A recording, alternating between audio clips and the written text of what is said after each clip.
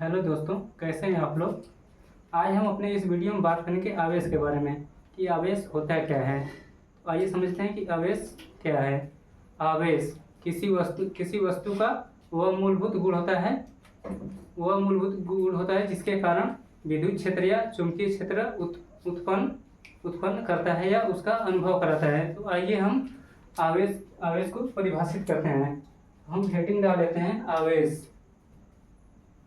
आवेश, जिसे हम इंग्लिश में चार्ज कहते हैं।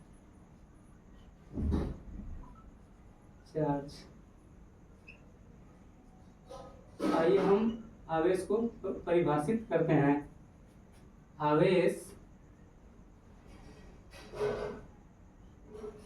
किसी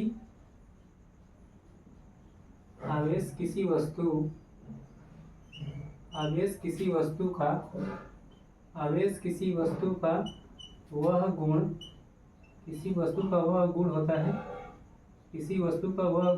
है जिसके होने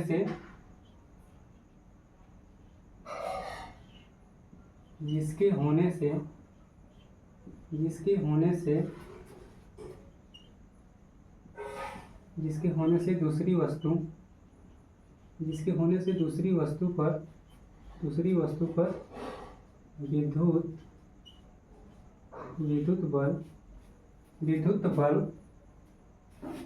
विद्युत बल लगती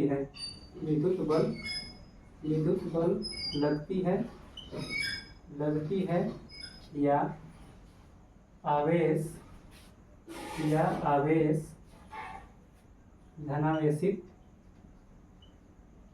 आवेश धनावेशित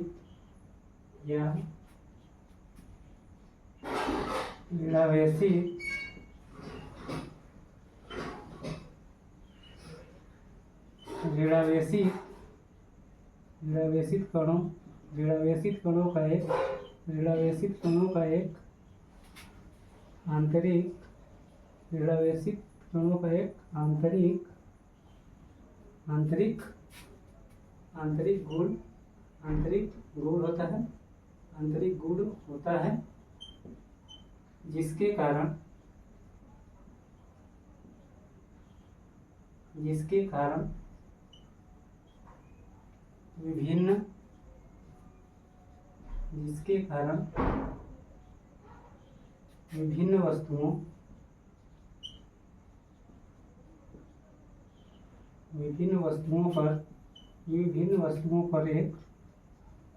वस्तुओं पर एक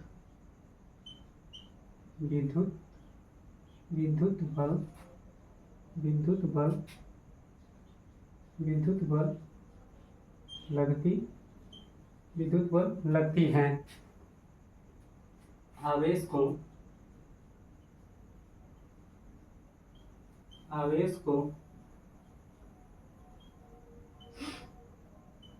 आवेश को घर्षण द्वारा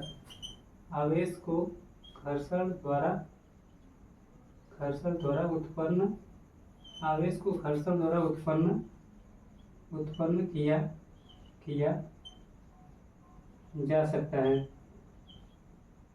किया जा सकता है। यानी कि आवेश को हम घर्षण द्वारा उत्पन्न कर सकते हैं। जैसे कि कोई कांच हो या रेशम हो, अगर उन्हें रगड़ा जाए तो वहां पर आवेश उत्पन्न हो जाता है।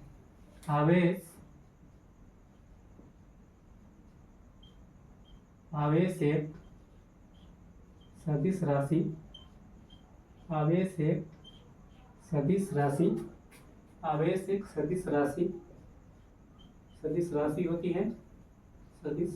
होती है। इसका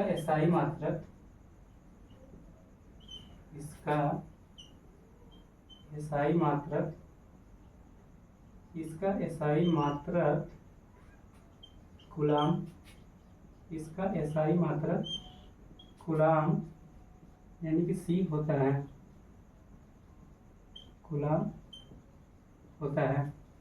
दोस्तों, हमने इस आवेश की परिभाषा में ये लिखा है कि आवेश किसी वस्तु का वह गुण होता है जिसके होने से दूसरी वस्तु यानी कि कोई दूसरी वस्तु पर विद्युत बल लगती है या आवेश धनावेशित या ऋणावेशित कणों का एक आंतरिक गुण होता है। जिसके कारण विभिन्न वस्तुओं पर एक विद्युत बल लगती है। आवेश को हम घर्षण द्वारा उत्पन्न कर सकते हैं। आवेश आवेश जो एक की सदिश राशि होती है और इसका जो एसआई मात्रक होता है वो कूलम होता है। तो आगे हम बात करेंगे आवेश के प्रकार की। तो हमारा अगला जो हेडिंग रहेगा वो रहेगा आवेश के प्रकार।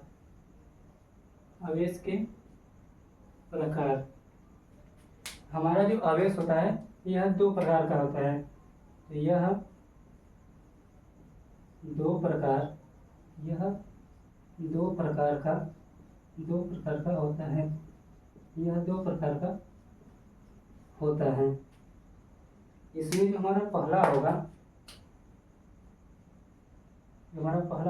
वह होगा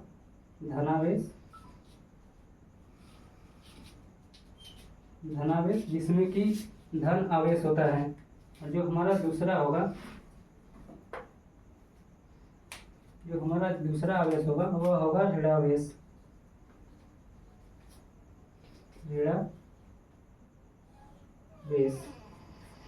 दोस्तों यदि आपको इसे स्क्रीनशॉट लेना है तो स्क्रीनशॉट ले लीजिए।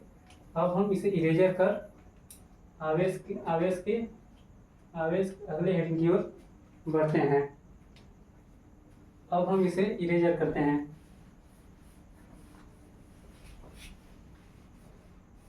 अब हम आगे बात करेंगे आवेश के गुण के बारे में।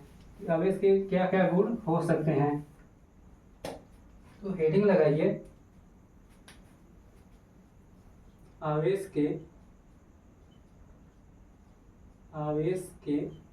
गुण।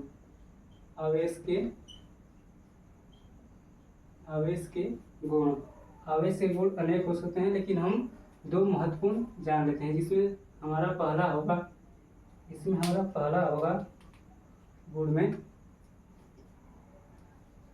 यदि दो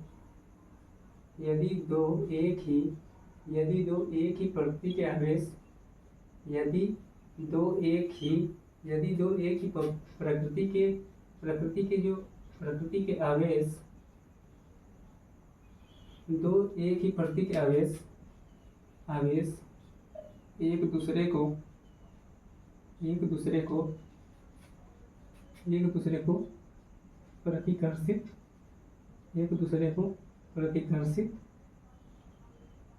प्रतिकर्षित करते हैं। एक दूसरे को प्रतिकर्षित करते हैं तथा दो अलग अलग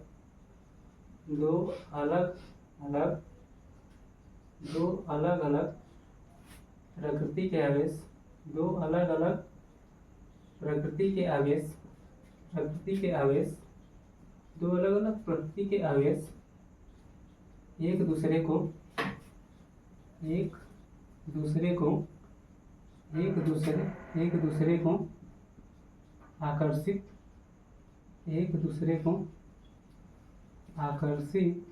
एक दूसरे को आकर्षित करते हैं। हमें ये जो इसका पहला गुण है इसमें दिया है कि दो एक ही प्रतिक्रिया आवेश यानी कि ये प्लस और ये प्लस ये दोनों एक दूसरे को प्रतिकर्षित यानी कि दूर भगाते हैं तथा दो अलग अलग प्रकृति के आवेश एक दूसरे को आकर्षित करते हैं। यानी कि यहाँ पर प्लस ये माइनस ये जो दोनों आवेश हैं ये एक दूसरे को आकर्षित यानी कि अपनी तरफ खींचने का काम करेंगे। अब हमारा है दूसरा गुण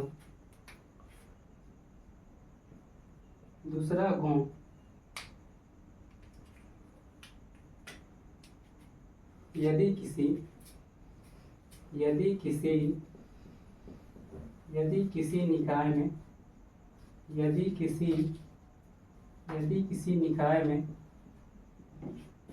निकाय में ढेर सारे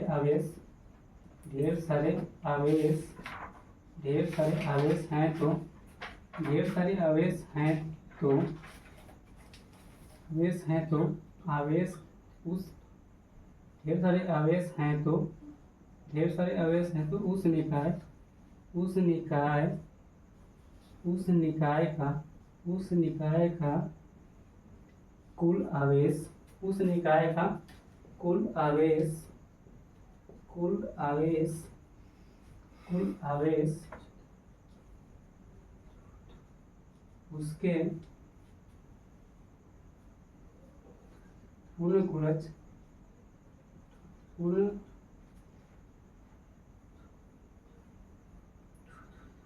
कुल आवेश उसके उसके बीजगणितीय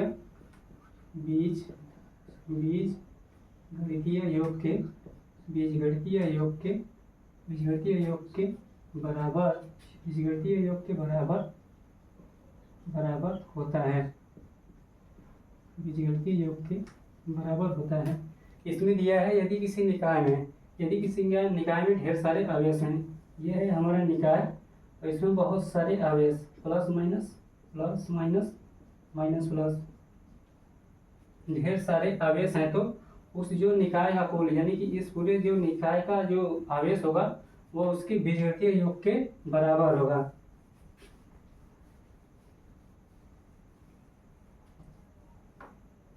अब हम बात करेंगे अपने नेक्स्ट हेडिंग के बारे में। हमारा जो नेक्स्ट हेडिंग होगा वो होगा आवेश का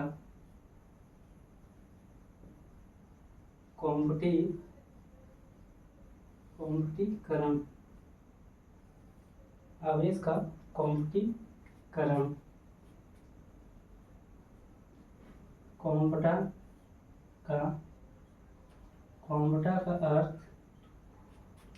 का अर्थ पैकेट या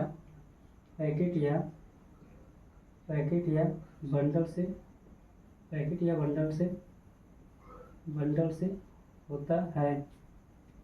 एक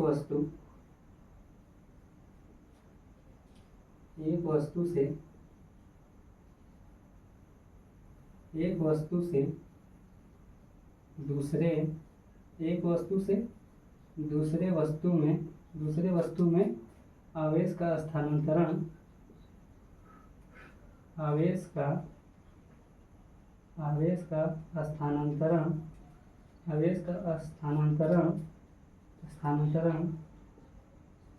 सदैव इलेक्ट्रॉन के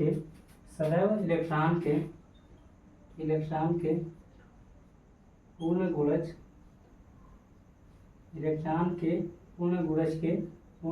के रूप में होता है। पूर्ण गुणज के रूप में होता है। यहाँ क्यू बराबर plus minus electron plus minus 2 electron plus minus 3 electron dot dot plus minus N E electron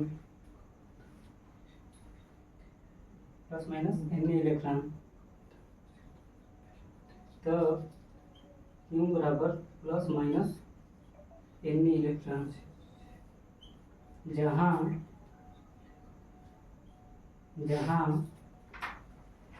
n बराबर इलेक्ट्रॉनों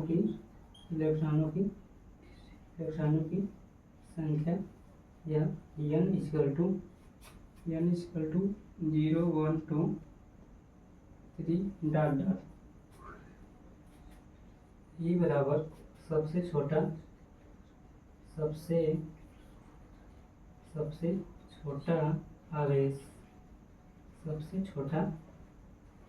आवेश।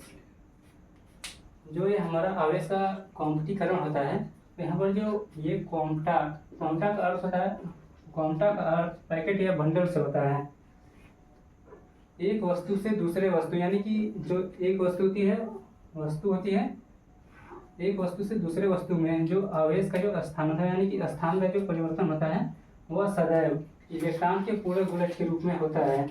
क्यू बराबर plus minus electron plus minus 2 electron plus minus 3 electron dot dot n electron तक।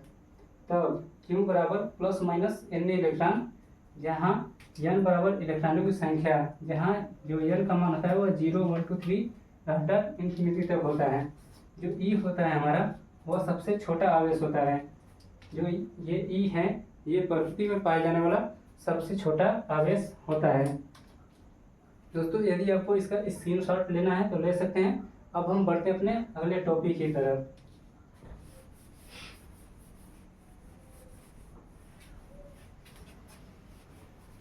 जो हमारा अगला topic होगा वह होगा आवेश का संरक्षण। तो हम हेडिंग लगाएंगे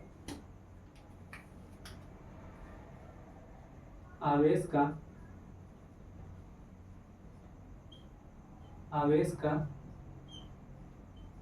संरक्षण। आवेश का संरक्षण। आवेश का जो संरक्षण होता है इसमें यह बताया जाता है कि जो हमारा आवेश होता है इसे न तो उत्पन्न किया जा सकता है और न ही नष्ट किया जा सकता है। इस आवेश का हम एक वस्तु से दूसरे वस्तु में बस परिवर्तन कर सकते हैं।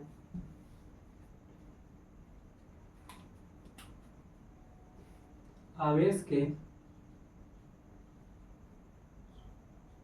के संरक्षण। आवेश के संरक्षण नियम के अनुसार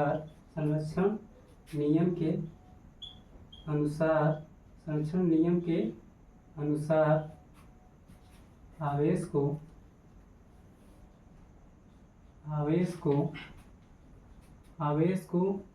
ना तो उत्पन्न किया जा सकता है न ही उत्पन्न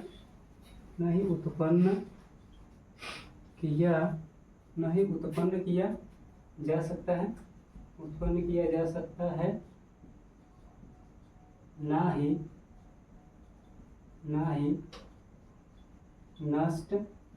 ही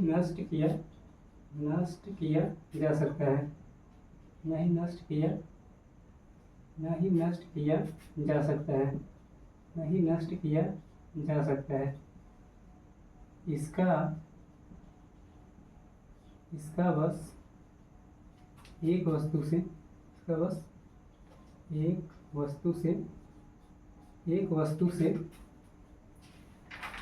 दूसरे वस्तु में